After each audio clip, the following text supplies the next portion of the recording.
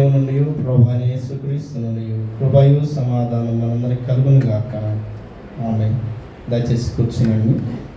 పిల్లల్ని సండే స్కూల్కి పంపించండి.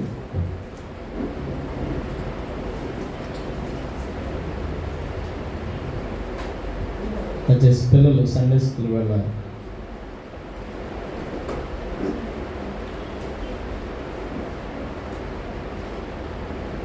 ప్రేయర్కి వచ్చిన తర్వాత పిల్లల్ని ముందు కూర్చోబెట్టండి. అది గత వారం నేను మీకు తెలిపి ఉన్నాను, మళ్ళీ ఇప్పుడు జ్ఞాపకం చేసుకున్నాను. పిల్లల్ని తీసుకొచ్చిన తర్వాత అంటే చైర్స్లో కాదు వారిని ముందుకు తీసుకొచ్చి కూర్చోబెట్టాలని ప్రభు పేరు మనం చేస్తున్నాం.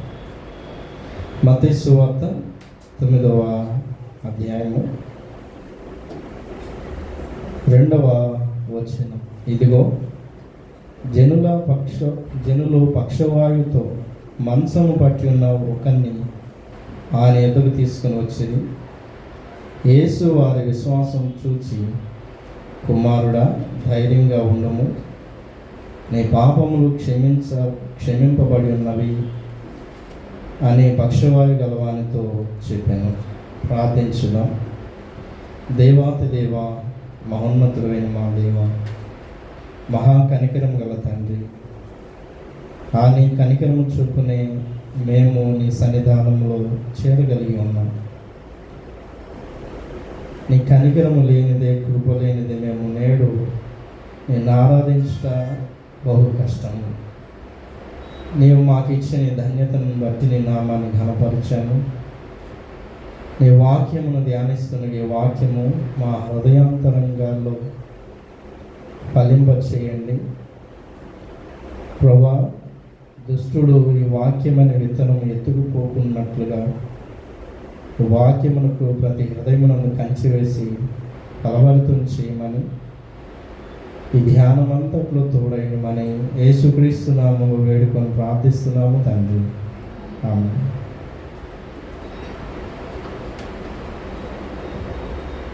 క్రీస్తు యేసునందు ప్రియమైన వాళ్ళరా, మన ప్రభువును రక్షకుడైన యేసుక్రీస్తు నామములో మీ అందరికీ శుభాభివందనాలు తెలియజేస్తూ ప్రేమతో వాక్య ధ్యానంలోకి ఆహ్వానిస్తున్నాం.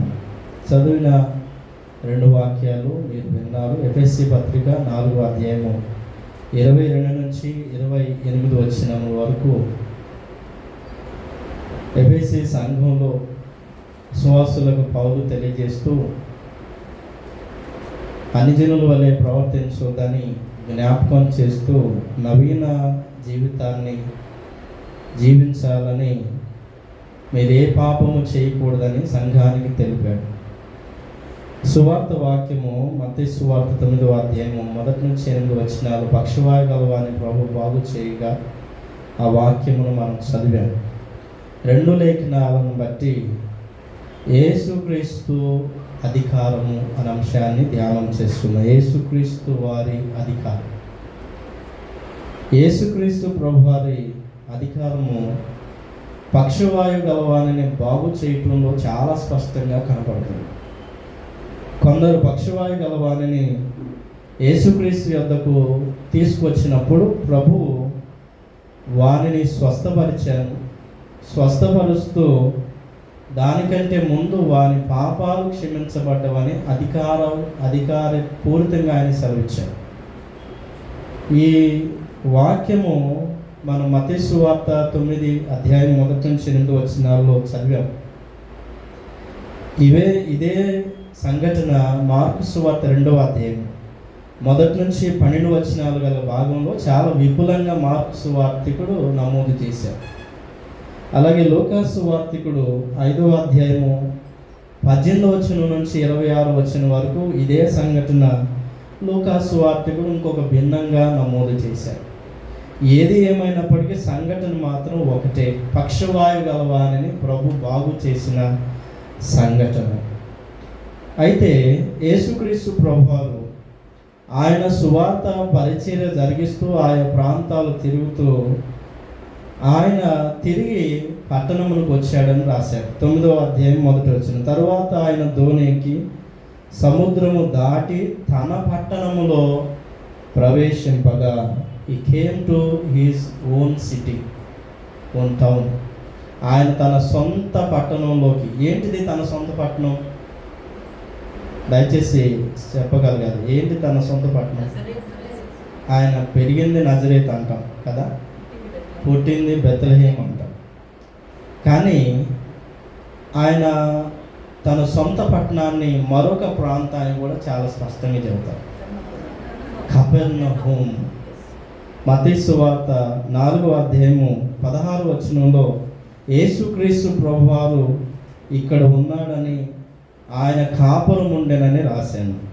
మత్తయి సువార్త 4వ అధ్యాయం 16వ వచనం. నజరేతు విడిచి జెబులూను నఫ్తాలి అను దేశముల ప్రాంతంలో సముద్ర తీరమునందలి కపెర్నహూముకు వచ్చి కాపురం ఉండెను. కాబట్టి ఆయన తన పట్టణమునకు వచ్చాను.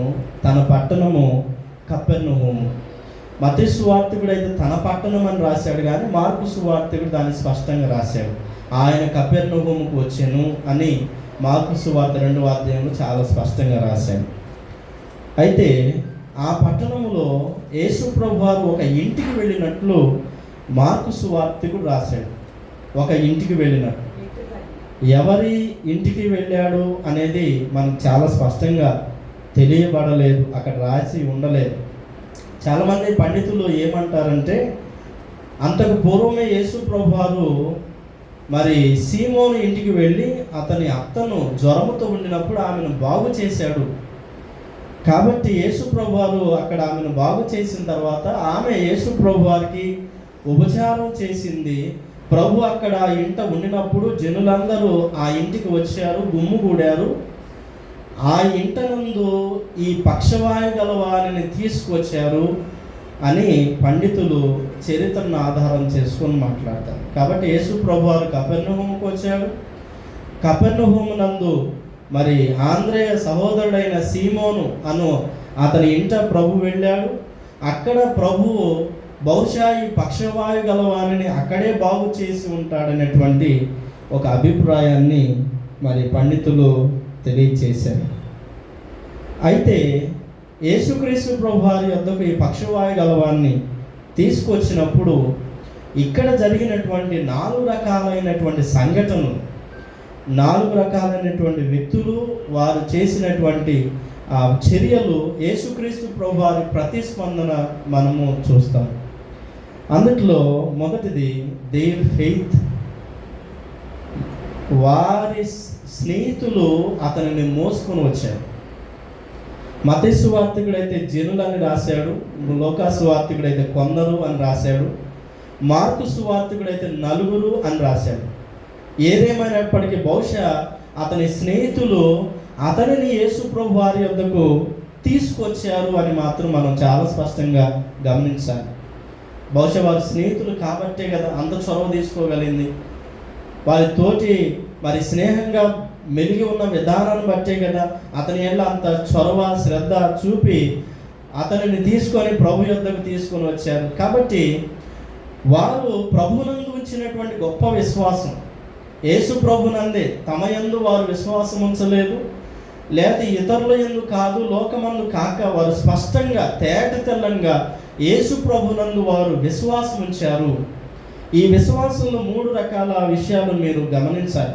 మొట్టమొదటిది, వారి విశ్వాసము చాలా సాహసం కలిగినటువంటి విశ్వాసం. విశ్వాసం ఎప్పుడు కూడా సాహసమే చెయ్యాలి. కేవలము నమ్మి విశ్వసించి అలాగ కూర్చుండిపోతే కుదరదు. విశ్వాసం అనేది అది విశ్వాసానికి పనికిరాదు. చాలా మనం కూర్చునేది కాదు. విశ్వాసం అనేది సాహసం చేయగలగాలి. ఇశ్రాయేలీయులు ఎర్ర సముద్రము దాటడానికి అడుగు వేశారు కదా, సముద్రము పాయలైంది, కానీ దాన్ని దాటడానికి ధైర్యం కావాలి. ఒకవేళ మధ్యలో అది ఏమన్నది మళ్ళా యథాస్థితికి వచ్చిద్దేమో, ధైర్యం కావాలి కదా. అలాగే ఇశ్రాయేలు యోర్దాను దాటేటప్పుడు యాజకుల అరికాలులో యోర్దాను నది నీళ్లకు తాకినప్పుడు పైనుంచి వచ్చేటువంటి నీళ్లు ఏకరాశిగా నిలిచిపోయాయి. వారు యోర్దాను దాటి వెళ్ళారు. దాన్ని దాటడానికి వారికి కావాల్సిన సాహసం కావాలి. సాహసం లేకుండా, విశ్వాసంలో ఎప్పుడు సాహసం ఉండాలి. సాహసం లేని విశ్వాసం ఉండదా. వారు ఆ పక్షవాయు గల వారిని తీసుకొచ్చి ఏం చేశారంట, ఇల్లు ఎక్కి అతనిని ఆ ఇల్లు ఎక్కించి ఇంటి పైకప్పు కాస్త ఊడదీశారు. అది మనం చెప్పుకున్నంత తొందరగా అయిపోయిందా? దయచేసి గమనించండి. ఇంత నేను త్వరగా చెప్పేసి వారి ఇల్లు పైకప్పు తీశారు, 5 సెకండ్స్లో చెప్పేశారు. కానీ అది ఎంత చర్య జరిగి ఉంటుంది? వారు ఎంత సాహసాన్ని, వారి ఇంటి పైకి ఎక్కి వెళ్ళి ఇంటి యజమానుడు ఏమనుకుంటాడు, ఇంటి యజమానుడు స్పందన ఎలా ఉంటుంది, ఇంటి యజమానుడు ఎలా రియాక్ట్ అవుతాడు, పోనీ యేసుక్రీస్తు ప్రభువారు ఆ ఇంట్లో ఉండి ఆయన ఎలా రియాక్ట్ అవుతాడు, ఆ ఇంటి పెంకులు తీసేటప్పుడు దానికి అంటుకున్న మట్టి కిందకు పడుతున్నప్పుడు ఇంట్లోని వారు ఎలా రియాక్ట్ అవుతారు, ఆ ఇంట్లో చేరినటువంటి ప్రజలు ఎలా రియాక్ట్ అవుతారు, వారు ఎలా స్పందిస్తారు? వారు ఇవేమి ఆలోచించలేదు. ఆ ఇల్లును పాడు చేయటం వారి ఉద్దేశం కాదు, కానీ తమ స్నేహితుడిని బాగు చేసుకోవటం వారి ఉద్దేశం. అందుకనే సాహసోపేతమైనటువంటి ఒక నిర్ణయాన్ని తీసుకొని వారు ఆ ఇంటికి ఎక్కి పైకప్పు కూడా తీశారు. ఇంటి యజమానుడికి సమాధానం చెప్పటానికి సిద్ధపడ్డారు. ఇంటి యజమానుడు ఏమడిగినా కూడా సమాధానం సిద్ధపరుచుకున్నారు. యేసుప్రభు వారు ఏమడిగినా సమాధానం చెప్పడానికి సిద్ధపరుచుకున్నారు. ఆ మట్టి, ఆ డస్ట్ అంతా కూడా పడిన జనులు ఏమడిగినా కూడా సమాధానం చెప్పడానికి సిద్ధపడ్డారు. సాహసోపేతమైన విశ్వాసం ఉండాలండి. కేవలం విశ్వాసం అనేది నమ్మి చేతులు కట్టుకొని ప్రభువే చర్య చేస్తాడు మన జీవితంలో అనేది ఎప్పటికీ విశ్వాసం కాకూడదు. నీ విశ్వాసం ఏదో ఒక సాహసం చేయగలగాలి. సాహసం చేయలేనప్పుడు అది విశ్వాసం కాకపోయిందేమో. అబ్రహాము విశ్వాసం చూడండి, ఏం ప్రభువు చెప్పాడు, నీవు నీ ఇంటిని, నీ బంధువులను, నీ ఊరి వారిని, సమస్తాన్ని విడిచిపెట్టి రమ్మన్నప్పుడు అతనికి ఏమున్నది? ప్రభువునందు విశ్వాసం.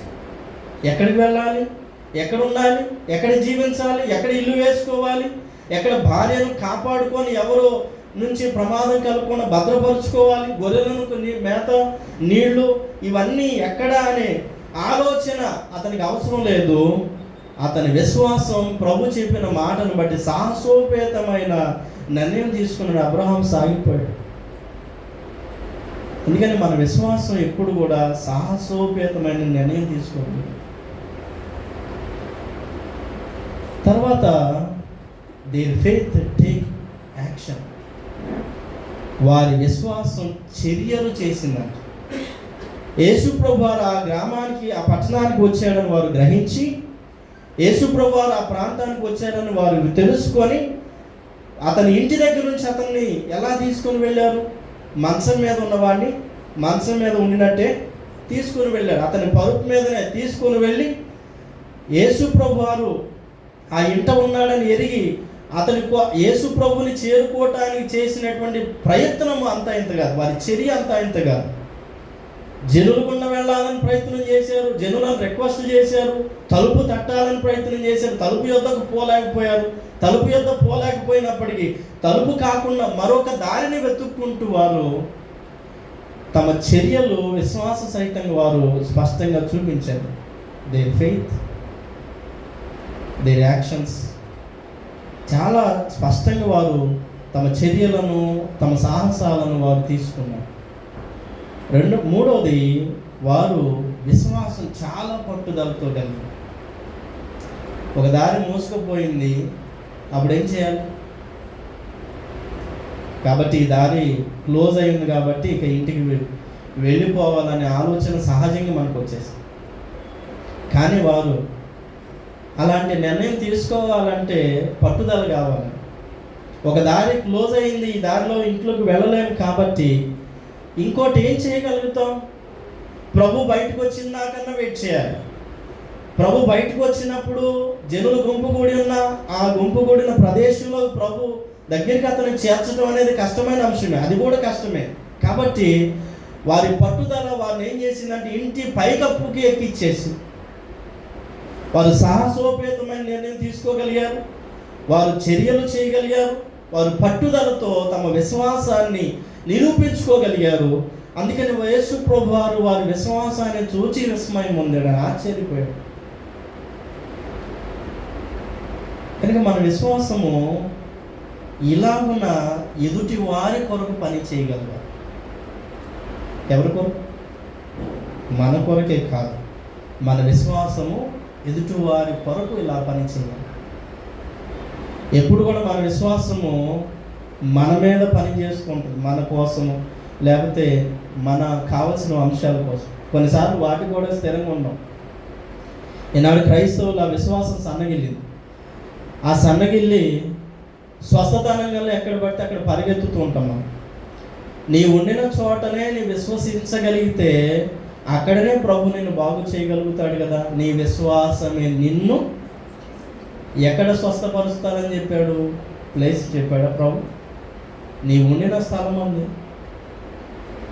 అందుకనే మన విశ్వాసం మన యందు పని చేసినట్టే మన విశ్వాసం ఇతరుల కొరకు కూడా పని చేయగలగాలి.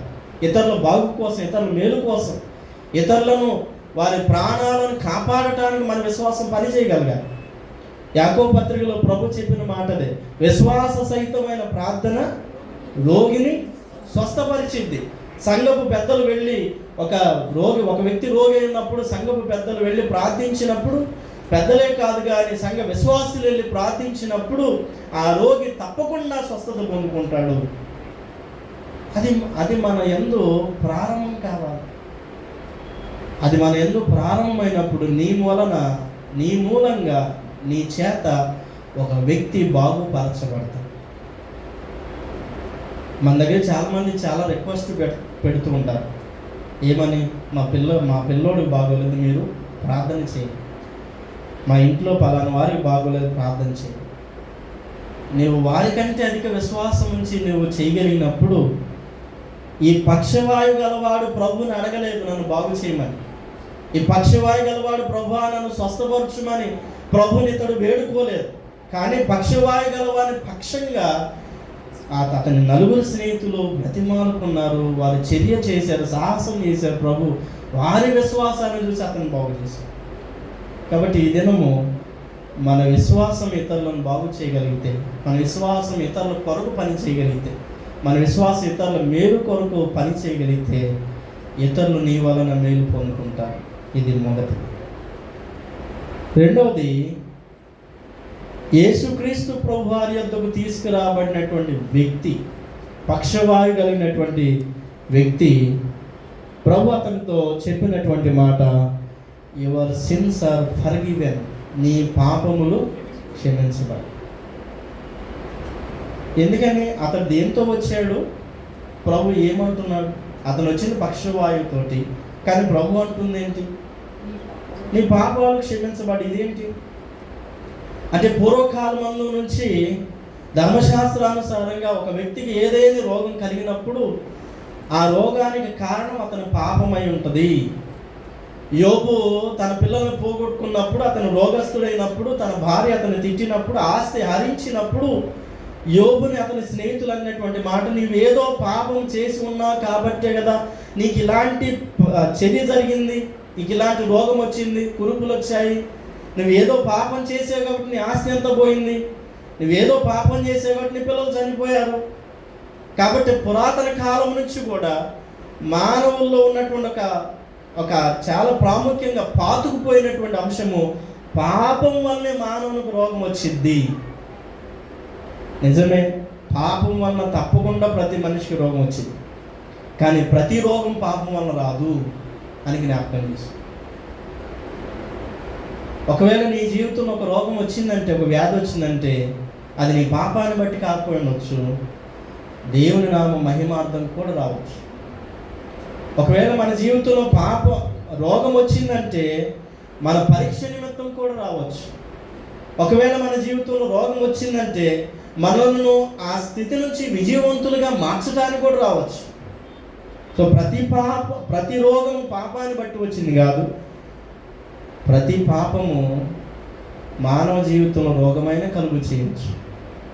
యేసుక్రీస్తు ప్రభువారు, చాలామంది అనుకుంటున్నారంటే ఈ గలిలీలకు ఈ స్థితి ఎందుకు పట్టింది, వారు పాపం చేసి ఉంటారు అందుకని గలిలీలకు ఈ స్థితి పట్టిందని చాలామంది అనుకుంటున్నప్పుడు ప్రభు గలిలీల గురించి ఒక మాట మాట్లాడారు. లూకాసు వార్త 13వ అధ్యాయము 1-5 వచనాల భాగమందు యేసుక్రీస్తు ప్రభువారు చాలా చక్కగా విషయాలు జ్ఞాపకం చేస్తున్నాడు. లూకాసు వార్త 13వ అధ్యాయము 1 నుంచి, పిలాతు గలిలీయులైన కొందరి రక్తము వారు బలులతో కలిపి ఉండెను. ఆ కాలమున అక్కడ ఉన్న కొందరు ఆ సంగతి యేసుతో చెప్పగా యేసు వారితో ఇట్లా అన్నాడు, ఈ గలిలీలో అట్టి హింసలు పొందినందున వారు గలిలీలందరికంటే పాపులని మీరు తలంచుచున్నారా? అంటే హింస వచ్చింది కాబట్టి ఏమనుకున్నారంటే జనులందరూ, ఈ గలిలీలు ఏదో పాపం చేసి ఉంటారు, ఈ గలిలీలు ఏదో చెడుతనం చేసి ఉంటారు అని జనులు తలంచుకోవడం ప్రారంభం చేశారంట. తర్వాత కారని మీతో చెప్పుచున్నారు, గలిలీలు పాపం చేసినందువల్ల ఈ హింస రాలేదు, ఇంకొక విధానాన్ని బట్టి కూడా వారికి హింస వచ్చింది. ఆ తర్వాత మీరు మారు మనసు పొందనేళ్ళ మీరందరూ కూడా అలాగే నశించారు. అంటే అనుకుంటున్న వారికి చెప్తున్నటువంటి మాట, ఒకవేళ గలిలీల గురించి మీరు ఇలా తలస్తున్నారు కదా, ఒకవేళ గలిలీలు పాపం చేసి ఇలాగ హింస పొందారని మీరు అనుకుంటే, ఆ పాపంలో మీరు కనుక ఉండుంటే మీకు హింస తప్పకుండా వచ్చింది. ఆ 4వ వచనం, మరియు సిలోయములను గోపురం పడి చచ్చిన 18 మంది యెరూషలేములో కాపురం ఉన్న వారందరికంటే అపరాధులని మీరు తలంచు. అంటే కొంతమంది అంటే గోపురం పడి 15 మంది పైన చనిపోయారంట సిలోయము దగ్గర.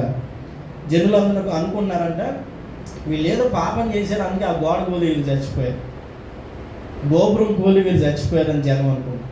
అందుకని ప్రభు అంటున్నాడు, యెరూషలేములో కాపురం ఉన్న వారందరికంటే అపరాధులని మీరు తలంచుతున్నారా? కాలని మీతో చెప్పచ్చు.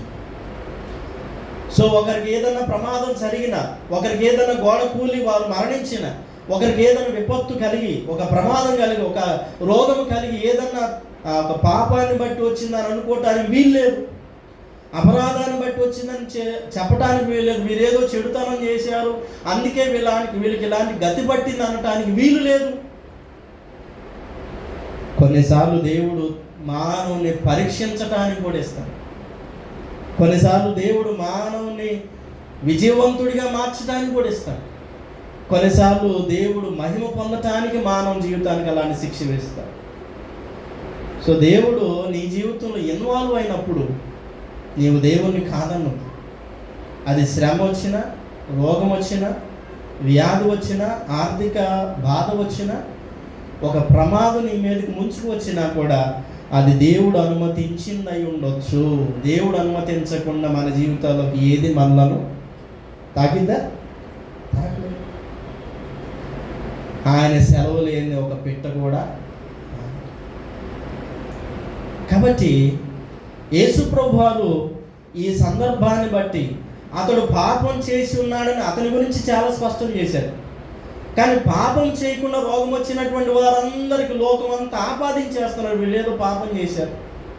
అదే సంఘటన యోహాను సువార్త 9వ అధ్యాయంలో పుట్టుగుడ్డు వానికి జనులు ఆపాదించారు, పరిసయ్యులు, సద్దుకాయులు, ఉన్నటువంటి మత పెద్దలు ఆపాదించారు. బహుశా ఇతడు పాపం చేశాడా, ఇతని తల్లిదండ్రులు పాపం చేసి ఉంటారా, అందుకేనేమో ఇతడు పుట్టుగుడ్డు వాడే పుట్టి ఉంటాడు. సో పిల్లలు పుట్టినప్పుడు అంగవైకల్యాలతో పుట్టితే, లేకపోతే ఏదో ఒక లోపంతో పుడితే జనులు మాట్లాడుకునే మాటలు ఎలా ఉంటున్నాయి చూడండి. బహుశా వీళ్ళ తల్లిదండ్రులు పాపం చేసారేమో, లేకపోతే వీడు పుట్టిన తర్వాత ఏదైనా పాపం చేస్తే కళ్ళు పోయినాయేమో అని లోకం మాట్లాడుకుంటారంట. యోహాను సువార్త 9వ అధ్యాయము 3వ వచనాన్ని చదువుదాం.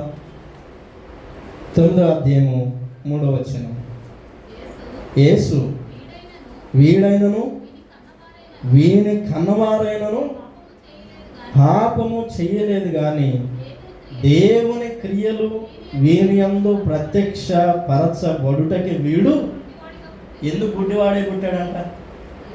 దేవుని క్రియలు వాని యందు ప్రత్యక్షత అవటానికి, దేవుని యొక్క గొప్ప కార్యాలు వాని జీవితంలో జరగటానికి వాడు గుడ్డివాడై పుట్టాల్సి వచ్చిందని ప్రభు చాలా స్పష్టం చేశారు. ఎందుకు చెప్పాడు అనంటే 2వ వచనంలో ఆయన శిష్యులు అనుకుంటున్నారంట, బోధకుడా వీడు గుడ్డివాడై పుట్టుటకు ఎవడు పాపం చేశాను, వీడా వీడి కన్నవారు పాపం చేశారు. సో వారు అలా అనుకుంటున్నప్పుడు ప్రభు చెప్పిన సమాధానం. సో ఇదే మనం ఒక పరిష్కారానికి రావు తప్పకుండా. ఒకవేళ ఒక వ్యక్తి రోగి అయి ఉంటే అతడు పాపం వల్ల రోగం పొందుకోలేదు అని జ్ఞాపకం చేసుకోండి.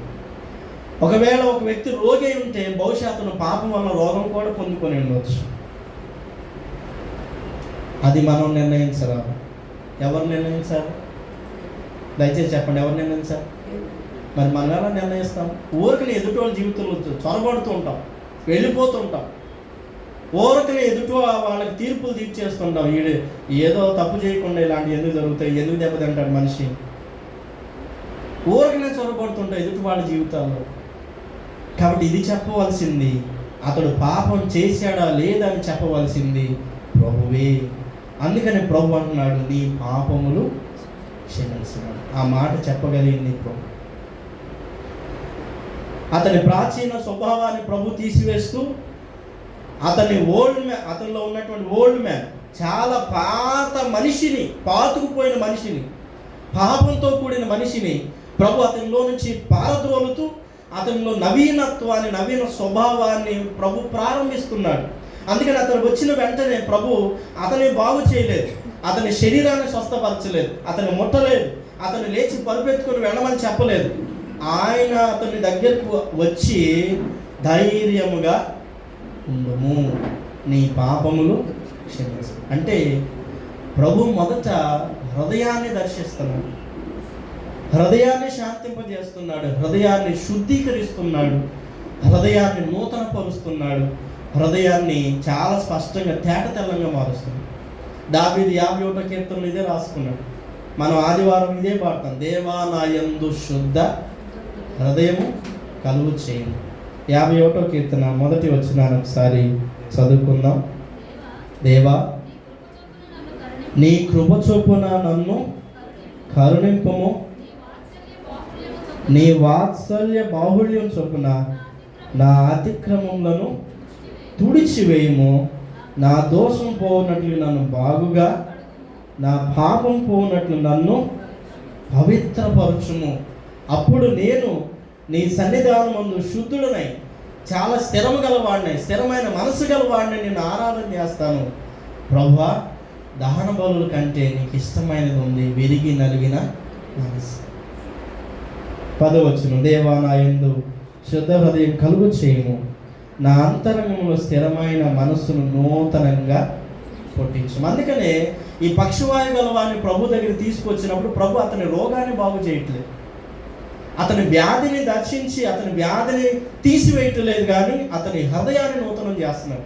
అందుకని ఎవరైతే బహుశా ఏ బలహీనతలు కలిగి ఉన్నారు, ఏ సమస్యలు కలిగి ఉన్నారు, ఏ విధమైన మరి వ్యాధులను, రకరకాలైన సమస్యలు ఎదుర్కొంటున్నారు, వారు మొదట అడగాల్సింది హృదయం నందు నూతనత్వాన్ని. ప్రభువా, నీవు నా హృదయాన్ని దర్శించు, నా హృదయాన్ని నీ సమాధానపరచు, నా హృదయాన్ని శాంతింపచేయి, నూతనీకరించు నా హృదయాన్ని. అప్పుడు అది ఆటోమేటిక్గా మన శరీరమునందు ఉన్నటువంటి రోగం ఎగిరిపోతుంది, మన శరీరమునందు ఉన్న పాపము నిలబడదు, వెళ్ళిపోతుంది. ప్రభువు మొదట అతన్ని బాగు చేశాడా, అతని పాపం క్షమించాడా?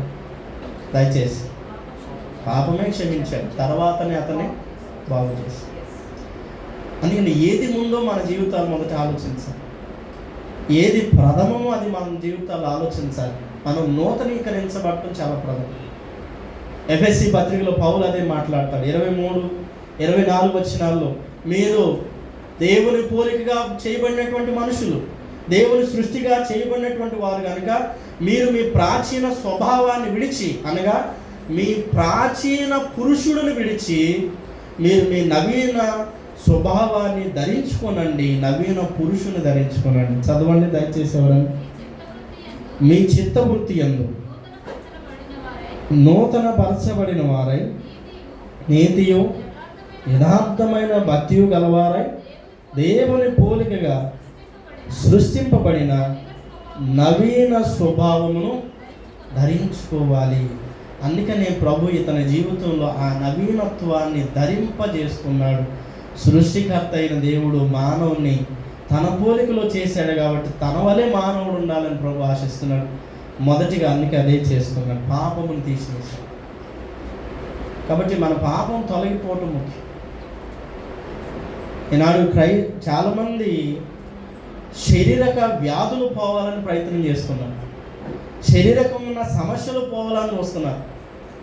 ఉన్నటువంటి ఆర్థిక భారాలు లేకపోతే ఇంకొక సమస్యలో ఎగిరిపోవాలని చూస్తున్నాం, కానీ మొదట మన నుంచి పోవాల్సింది అని నీకు దాని విషయం ఆలోచించట్లేదు. మొదట ప్రభువుని మనం అడగాల్సినది, దేవా నా యందు శుద్ధ హృదయాన్ని దయచేయి. ప్రభు అతని హృదయాన్ని శుద్ధీకరించాడు. నీ పరుపెత్తుకొని లేచి వెళ్ళిపోమని అతను తన పరుపెత్తుకొని లేచి వెళ్ళిపోయాడు. ఇది రెండవది. మూడవది, అక్కడ ఉన్నటువంటి శాస్త్రులు, మార్కు సువార్తికుడు ఒక విధంగా రాశాడు, లూకా సువార్తికుడు ఒక పేరు చెప్పాడు, మత్తయి సువార్తికుడు ఒక పేరు చెప్పాడు.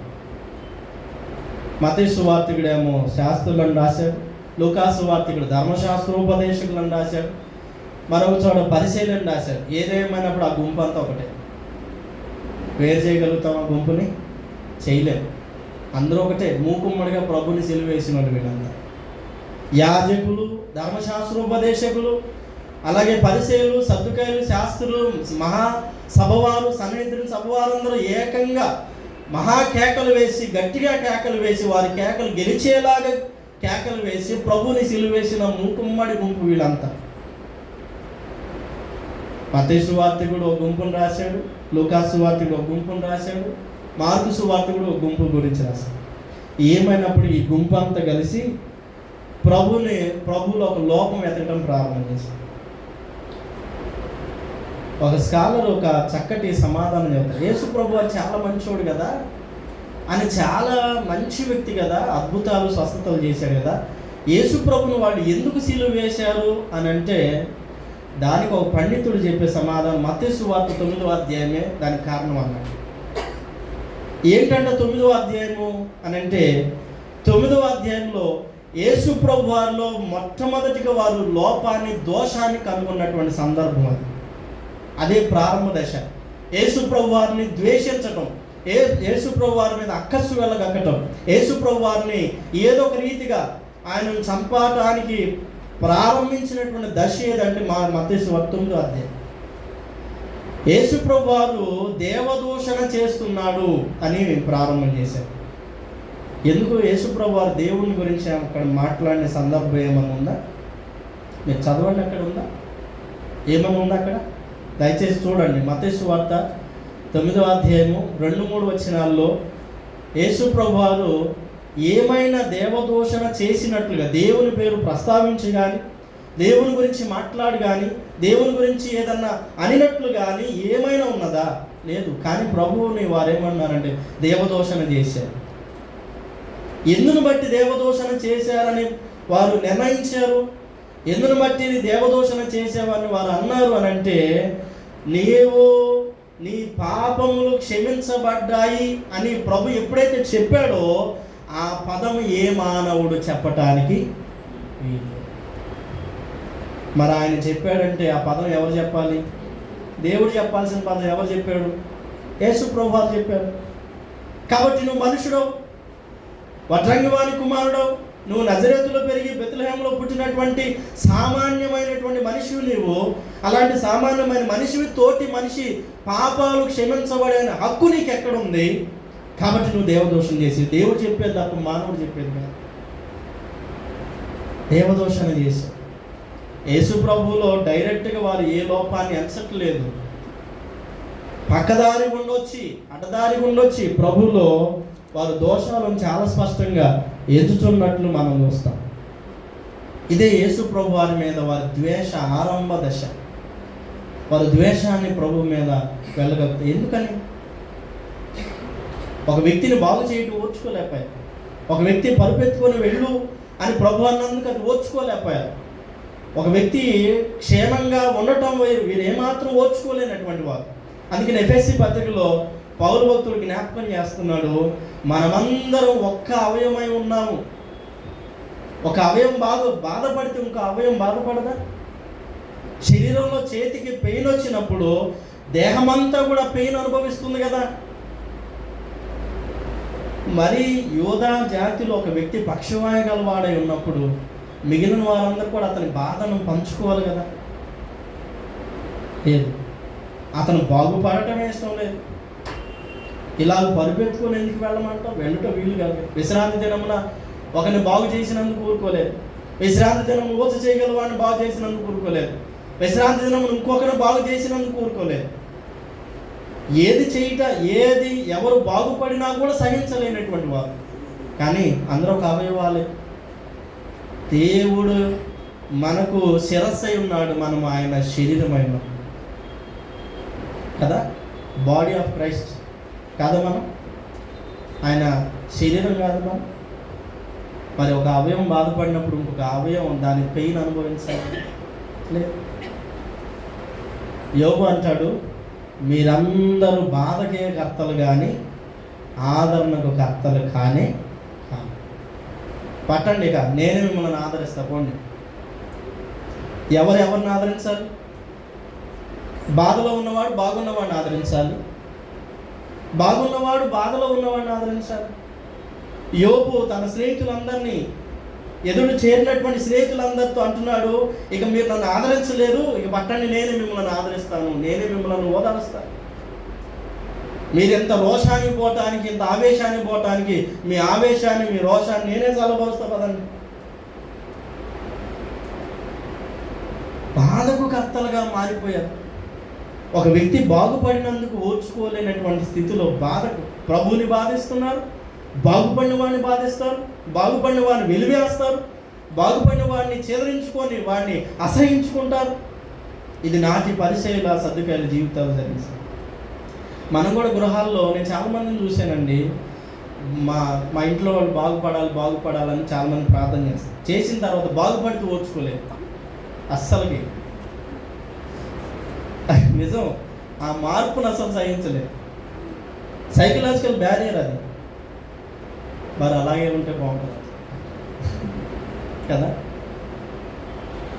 లోకమందు ఇలాంటి చర్యలు తోటి మానవుడు బాగుపడుతున్నప్పుడు తోటి మానవులు ఓర్చుకోలేని దశకు వెళ్తుంది. అందుకని యేసు ప్రభు వారితో మాట్లాడటం ప్రారంభం చేశాడు.